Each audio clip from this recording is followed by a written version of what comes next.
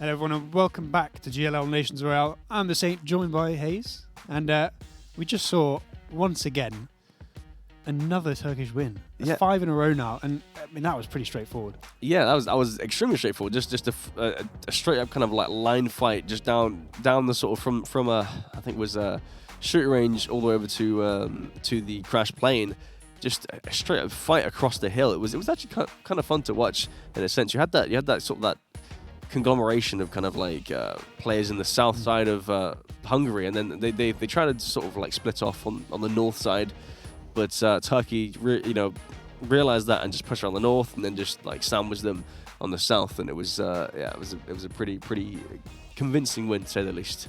But it's something we've seen them do pretty consistently tonight, where they just form this one solid line down the centre of the map, and then they just hold it all the game. I wonder if that's something that they've gone into the whole night or the whole tournament saying that this is how we're going to play. Yeah.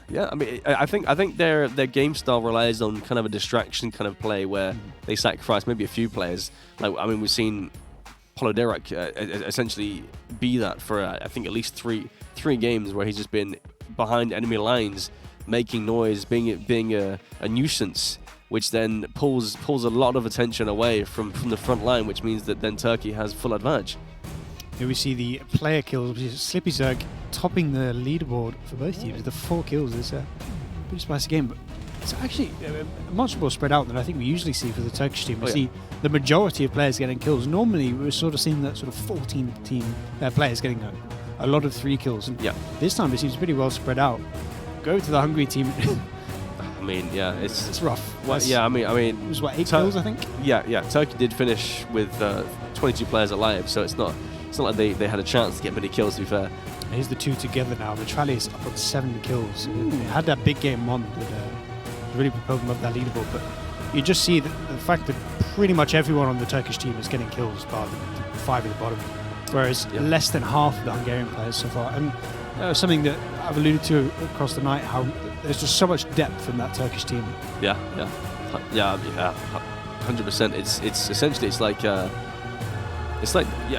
as we were saying, it's there's so many players with PL experience, with competitive experience, and on the Hungary side, I mean, there's a lot of names I don't quite know, but some that I do, and I think it's just a matter of just experience against top tier players that the Hungary side is lacking. I mean, there are players on the Hungarian team I recognise, but that's because I played in the open circuits. I played in the sort of amateur tournaments, so I've met them, and I know some of them are good, like the Ravens players that I spoke about in game 1, but some of them even I can kill, which is saying a lot.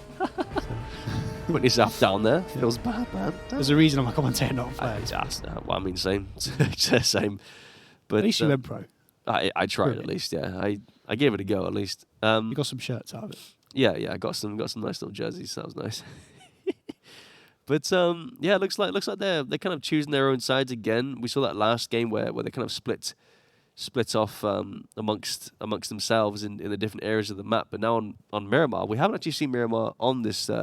It's first time. Yeah. This just yet. So this could be quite interesting to see what they go for. It's actually a big sort of a blue blob going down towards Chumacera. I mean, it's something we saw in game 1 with the Ravens players. It's the same again, but the Ravens players who went to South George, and I mean they got kills, but it really didn't work out just because they didn't grab those vehicles. But it looks like it's almost a strategy from Hungary, where they send their sort of death stack, and that circle's it's looking Turkish. Yeah, it's looking very very Turkish-y. Bendita's side, the Hulk Jesus there. Love to see it, but he's quite hench there, isn't it? Yeah. More muscles than I have. Yeah, right. He's he's got some pecs there, but then again, not sure what those abs are though. Yeah, I don't know. He's got to work on those. Do some crunches. I mean, it's a bit hypocritical of me to. So I haven't exercised in years. Apologies, Hulk Jesus. I apologise. Nonetheless, though, there is a big blob towards the north side of Chumacera. Looks like they've backed off from Chuma. I think they wanted to go for it, and then obviously a few Turkish players were contesting. They were like, well, no, I'm good. We're gonna go back up towards north side. But Fanti's sharing and caring with Camdo. I wonder if I presume they both know based on the way Camdo's moving. I don't think he does, and if Fanti hears him, that is going to be a free kill, and it is actually making Well, but he's only got the semi-auto, but Kalendorf hasn't heard him yet. Ooh, okay. I mean, I don't like this. strategy. But the nade's going to work. Yeah, that's going to work. Yeah, Does some damage, gets the flash with the mini. Had me stressed there. Ruins his helmet, unfortunately, but you know, is what it is. Worked out in the end. Just Yeah, about. yeah, exactly. It's a free point. It's not even a point. There's no point to this, is there? It at least makes the teams equal. Yeah. I think Hungary only went in with 31 this time, so Yes. Okay. it's got equal teams. But with this circle, there's a lot of opportunity for the Hungarian team to sort of take that Minas area. We often see these circles go towards sort of Bendita, and then shift south because of the hilltops. On Minas, the circle can't shift towards. Yeah, on that phase 4. So there tends to be the sort of just on the south edge of Minas on these sort of circles. So okay, I'd like to see some teams just to the east of Graveyard. You know that hill with the I can't remember what they're called. There's sort of the factory buildings on the hill east of Graveyard. It's such a nice position in this sort of circle. Yeah, just to get some information. Yeah, exactly. You know, towards the San Martin side and northern side as well, getting all that information past Graveyard. And I mean, if they can hold that area, they can probably get some good vision and some good shots, and possibly counteract any movement that Hungary does. I'm curious to see if Turkey tries to be a bit aggressive towards the sort of little death stack we see north of Cimbusaari. I think they have to recognise that they're very split off from Hungary, like the rest of the Hungarian roster, and whether Turkey can do something or whether they want to do something about them. It's going to be fun to watch because I mean, you look at that once again. It's the full Ravens roster. It's Flexi, that is the sort of the damage and the kills on this Hungarian roster, and they've been spotted now. The first Ravens players get put low, and he goes down to Geeka. Absolutely nothing you can do about that. That's going to be the first kill for Turkey. Going make it 31-30. The rest of them are just about escaping to the north, but it looks like once again they don't have vehicles. I think. Yeah, so I mean, it actually looks like Hungary is going for that Minas area instead of Turkey. I'm quite surprised. Mert hasn't made his way further in. I think the problem there would be that if Mert goes on his own, then I don't think Hungary would care and they'd just pull up and then Mert's dead. Oh yeah, exactly. So unless they send sort of this group that are around Picardo, if they try and drive up, maybe they can take over that position and try and take an early gunfight for the sort of the power position. But I expect we'll see a sort of a north-south divide going on here. Yeah, I think you're right there for sure. Always am. God damn it. the north and south divide. I mean, you can kind of tell like there's a sort of a line going through sort of northern. There quite literally is a line. Yeah. So it's like if they sort of split it up in that sort of direction, then whoever gets the circle, you know, it's just coming in pot. You know, it's basically pot luck essentially. It looks like Hungary have been watching NIP play. Putting 4 people on one vehicle. Never ends well. Solid stuff, yeah. Well, I mean, to be fair, we haven't seen much of that from NIP. I feel like anyway. It was just a once when they all died. If you remember, where was it? It was around school, right? When Reciprocity killed them all. Yes. Okay, yeah.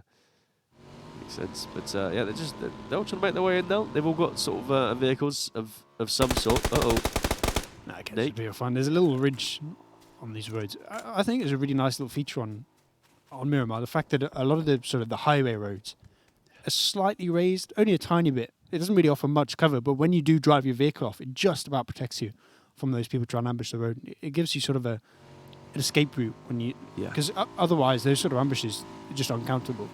So the fact that those ridges are there, it's a little feature of the game. I really like. Yeah, exactly. Yeah, some shots coming from the northern side towards Power Grid, over towards Slippy Zerg and Genzo. They've got the 3-seater bike.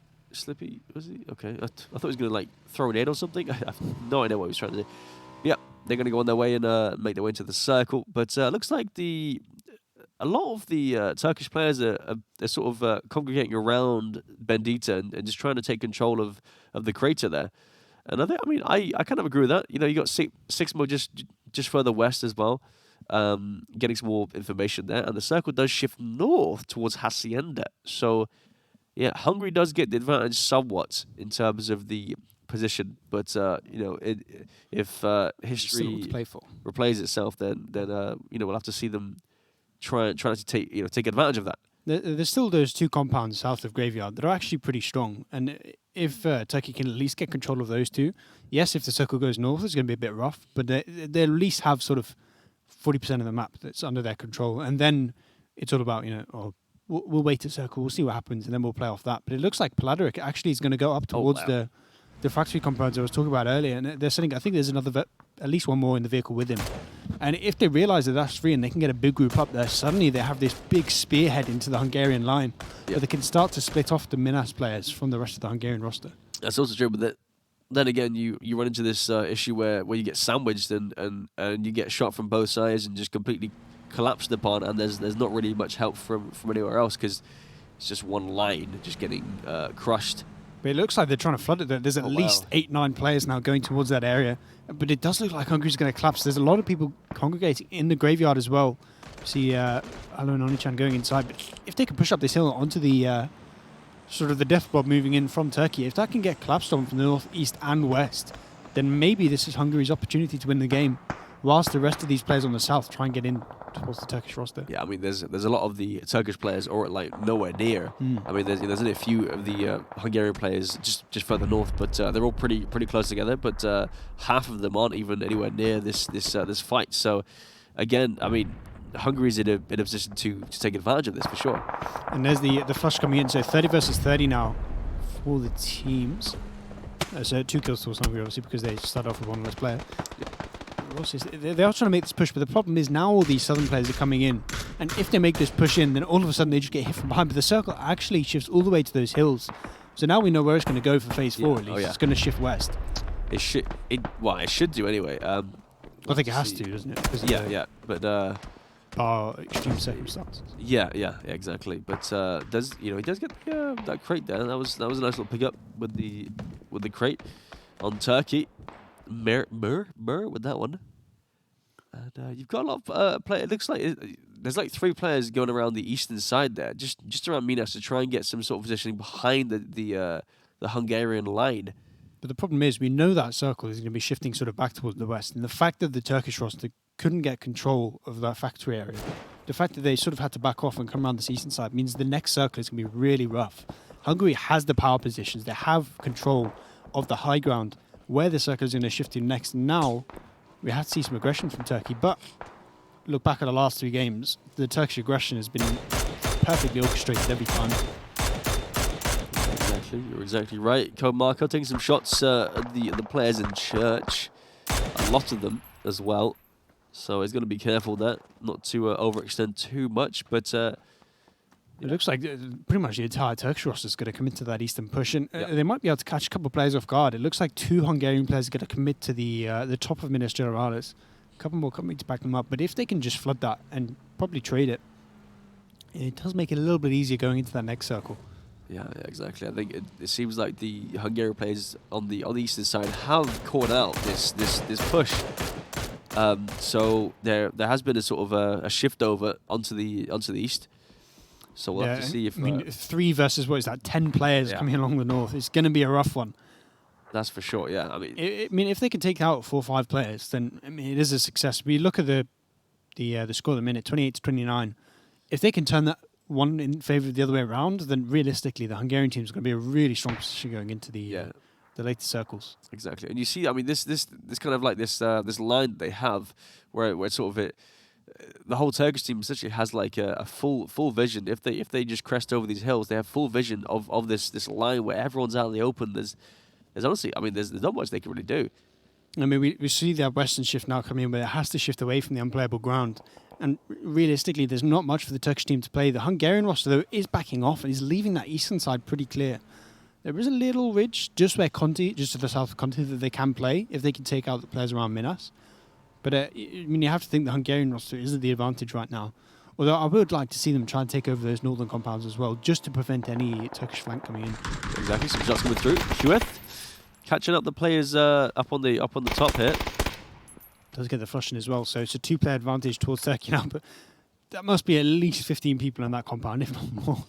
I mean, that is the power position in this circle. But we see the sort of the little pockets of players moving out towards the east, trying to prevent any control from the Turkish players. But that could come back to bite the Hungarian people. If these small groups get picked off, we see sort of 5-6 players up on that east. If they get taken out with no real support from the compound, then I mean, just the player advantage for Turkey will probably just swing the game in their favor. Yeah, exactly, 100%. I mean, they're all kind of like, I mean, well, they're pushing out now, but they were all sort of grouped up in that compound with no real control.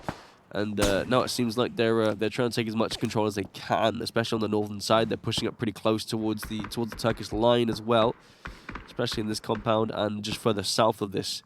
So there's definitely resistance coming in, and Turkey looks like they might be slightly on the back foot here. Oh, imagine if Code Marco just comes in and does what Pladerick can quite do. Yeah. Just kills like 5 people. That'd be the player of the night if it happens. But we see now this little the exclave of Hungarian players up on the eastern ridge getting engaged now. She creates to try and land the shots, but actually gets sniped all the way from the compound, I think. No, it's from the north, never mind. But Neki still lands a nice little headshot. She creates, goes down. Is there a res? Probably. But there seems to be a bit of aggression coming in from Cuckoo. It looks like he's trying to find a flush, but he's getting tagged up from far. Just because of the sheer massive Turkish players there, they're so difficult to do any sort of aggressive play. Yeah, exactly. I mean, we see on the map stream here, there's a lot of well, I say a lot. There's a few players trying to push around the southern side to help out Code Marco on the south, and they're trying to sort of box him in again. But again, on the southern side, just south of that compound that the majority of the Hungary players are sort of located in, there's not much ground to play with. So after the circle shifts, I'm curious to see what they're going to try and do. I mean, I spoke about how I wanted to see Hungary sort of take over those northern positions and prevent the flank, and that's exactly what they've done. And now they're limiting the Turkish roster to pretty much unplayable ground. If the circle shifts anywhere except straight towards them, like it's just done, I mean, realistically, there's like 100 square meters that Turkey can play safely. They need to find a bit of aggression onto this eastern exclave, otherwise there's no real route into the circle. And here it is, the flank coming in. Hoof gets the first knob, Gluttony gets one more. It looks like it's going to help out. 3 go down now for Hungary. This is rough. It's pretty much perfect. This is exactly what they needed to do to take out that eastern group. Yeah. And now they've pretty much found a way in. If they can clear this out, if they can force all the Hungarian players back into that compound, suddenly they've got over half the circle to themselves. There is so much pressure coming from the south side. You got Code Marco on a big flank. He's doing a Polyderac here and essentially coming in from the west. So he's on this big flank. He's got the Groza full level 3 and the Mark 14 as a secondary. This is a setup to be scared of if you're anyone in that compound. And I mean, unless it was me with the Groza, because I can't hit with that thing to save my life. So To be fair, same. yeah. But I mean, this kind of range, when you sneak up to this compound, this is the exact range you want to be with the Groza. So if you can make a play here, get 2-3 kills, then I think realistically the Turkey are going to be the favourites of this game, but they're not quite clearing out that eastern group, and that's exactly what they need to do. This group here, as long as they're alive, Turkey doesn't have a way into the circle. No, exactly. I love the positioning from Bambaki as well. The fact that he's got that ridge to defend him against the compound, but anyone peeking over this ridge that we're looking at right now, I mean, they can't peek over too far because they'll just get blasted. So he's got a really nice spot, and they've taken a lot more control than they originally had. You see these little groups sort of to the south, Hoops, Lipsin and Rip to an extent, that are starting to make progress into the centre of the circle. But the problem is the positions they're playing are only good when people aren't looking at them. They're actually really exposed. And you see all the shots coming in now as we switch to the map. All these people in the compound just laying into them. And realistically, the rest of the Turkish roster can't come join them. So as long as this big eastern group is stuck on the hill, it's really rough for Turkey, even though they have a 4-player advantage. Yeah, exactly. I'm just waiting for Code Marco to pop off and do something, in the back lines here. Lipson does go down. That's a nice shot from Apollo, just on the northern side there.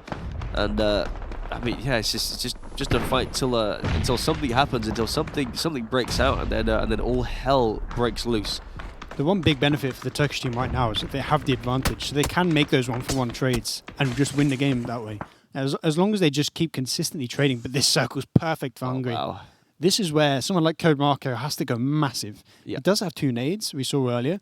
If you can use those to take out 2-3 players, and then use the Groza to maybe just scare the rest of the roster, then potentially the rest of the Turkish players have a way in. But we see this sort of northern group all pulling back now. I think they're just going to crash this compound again, put like 15-20 players in there, and Turkey actually gets relatively good control of the south, although I'm not sure how good it is. Yeah, I mean, I think once the players on the northern hill back away, then they okay. He tried. There was an attempt. Yeah, there was an attempt, but wasn't very good. Yeah, not a very good attempt. It's better than I could, to be fair.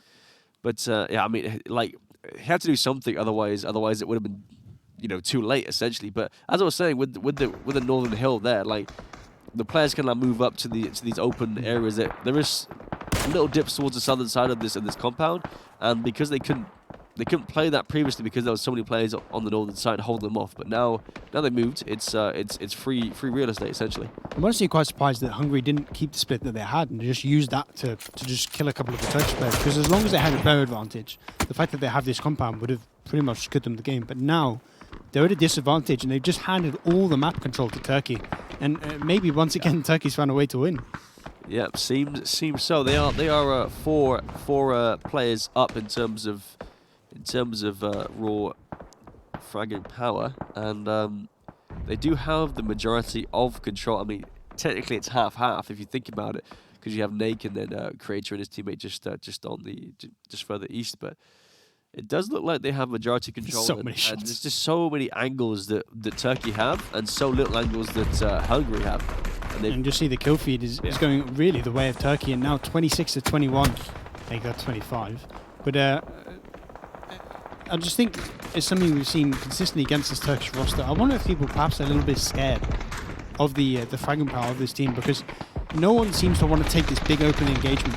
Yeah. I mean, as you can see here, Mithrane's pushed up really far into the well, I say far into the combat. He's pushed over the road. Bambaki, Free MP, Laza, all pushing over. This is time to aggress. They're pulling up with their vehicles. Knocks come in, flushes as well. He gets the double spray now. Two more players go down. Look at count 25 to 16 now, and the Turkish players are just making assaults on the compound. The final stand of the Hungarian team, and it's not looking good. No, this next circle will shift, and I mean obviously the Turkish players have the majority control even more so now. There's just no refrags coming in from Hungary. As I say, that Markov gets one, but force of one is just not good enough. Yep. There needs to be some step up, but we just see the Hungarian players are going down all over the place. Turkey, once again, just outplaying these teams. The Slippy's just running people over. They just get completely surrounded. Oh, he's going to get the double spray down as well. He's just got 3 kills out of nowhere. Lord, the 2-piece, 3-piece, lots of pieces going around. And there's 8 players, and pretty much all of them are knocked. 6. I think it's really 1 or 2, and Slippy's just going to get another one. There we go. And there we go. Turkey with a hot 3-0, followed by the hot 3-0. That's pretty hot, to be fair.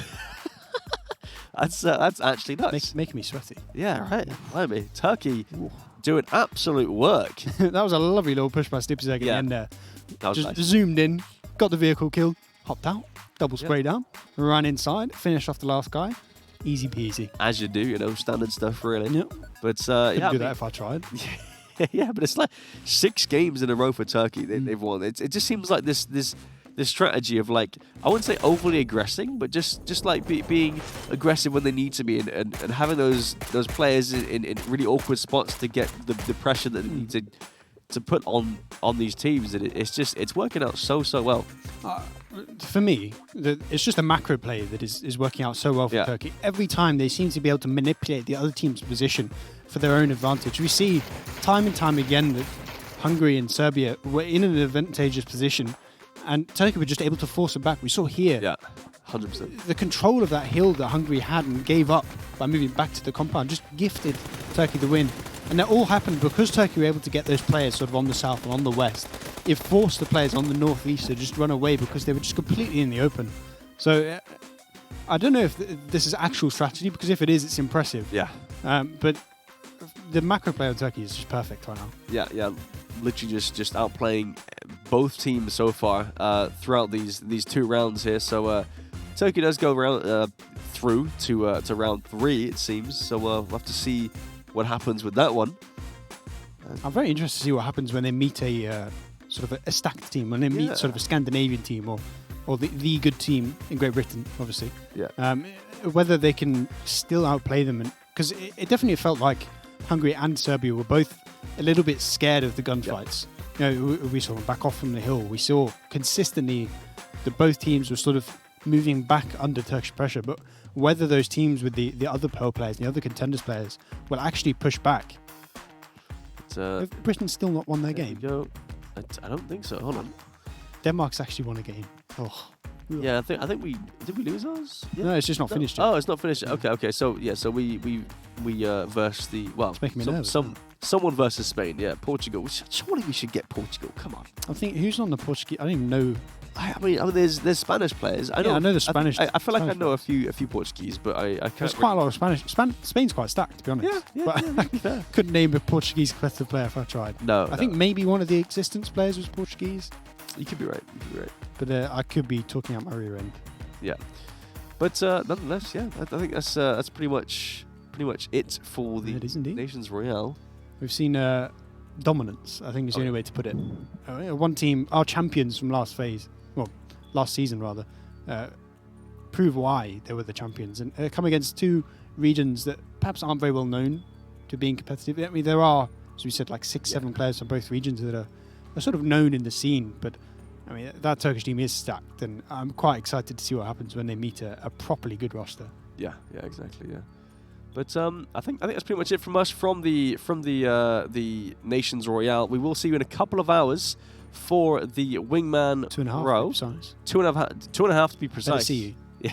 Yeah, because I want views. Give me views. Yeah, watch it. It's. I mean, it's not now. It's late. 2.5 But hours. it's going to be late. It starts at 1 a.m. for us. But nonetheless, that will be coming up in a few hours. So don't go anywhere. But please do go somewhere and then come back. Yeah. You can have some food. Yeah. We'll allow that. Yeah. Get a cup of tea. Get some biscuits. Stream. Yeah, exactly. So just in case we're early. the Wingman Pro NA coming up in a few hours. Be there.